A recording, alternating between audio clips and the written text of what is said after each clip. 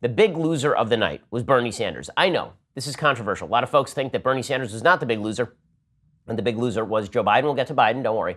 But to me, the big loser was Bernie Sanders. Why? Well, because in the first night of the Democratic debates, Elizabeth Warren failed to shine. She wasn't terrible. She just wasn't anything special. She sort of faded second half of the debate. She was pretty boring. She didn't break out from the pack. And that pack, I mean, those are ankle biters. I mean, those are the rest of that pack are Lilliputians. And Warren didn't break out. So that meant that Bernie had a chance to seize back control of the progressive narrative. The problem is that because Bernie has never thought through any of his ideas, he ended up just yelling at the clouds. I mean, he was like Homer Simpson's father. He was just running around Springfield yelling at things. That's what Bernie Sanders was last night. It didn't work. It came off particularly poorly. He didn't have any shining moments. All of his lines are basically hackneyed and old. I think you're watching the beginning of the end of Bernie Sanders in real time. So here's Bernie Sanders being forced by Savannah Guthrie last night to answer a very simple question. Are you going to raise taxes on the middle class? Didn't go great for him. Will you raise taxes for the middle class in a Sanders administration? People who have health care under Medicare for All will have no premiums, no deductibles, no co-payments, no out-of-pocket expenses. Yes, they will pay more in taxes, but less in health care.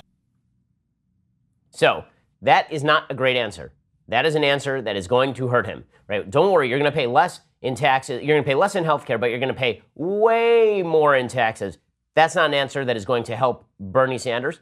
Points for honesty, but this hasn't worked since Walter Mondale, okay, we're going to raise your taxes dramatically pitch. And it got worse for Bernie Sanders. The worst moment for Bernie Sanders is when he was specifically asked how he would make Medicare for All work. Now, I will point something out about Sanders. There's no question that the debate moderators last night were out to get him. There's no question that the debate moderators last night asked the toughest questions to Biden and Sanders. And fittingly, I mean, they are the two front runners in the race. But the tenor of the questions to Biden and Sanders was significantly harsher than the tenor of the questions to Pete Buttigieg or Kamala Harris, neither of whom was really asked about their record in any serious way.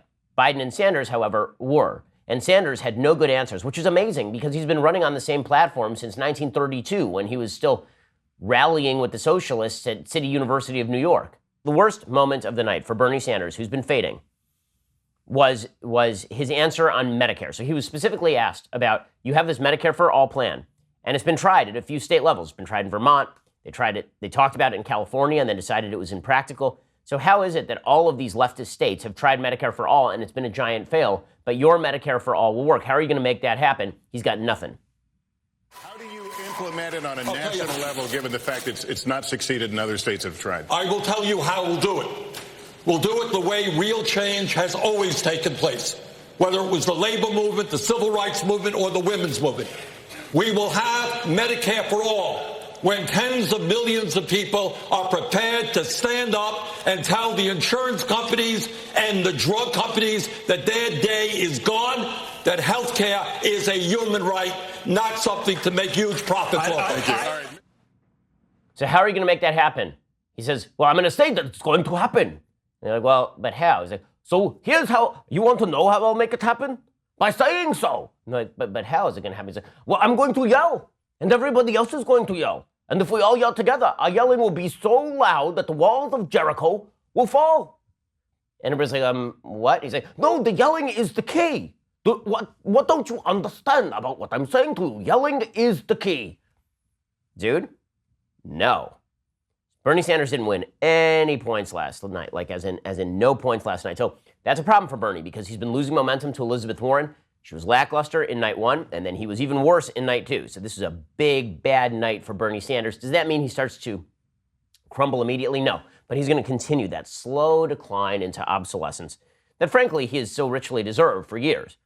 And I assume that Elizabeth Warren will pick up some of those votes and maybe Kamala Harris.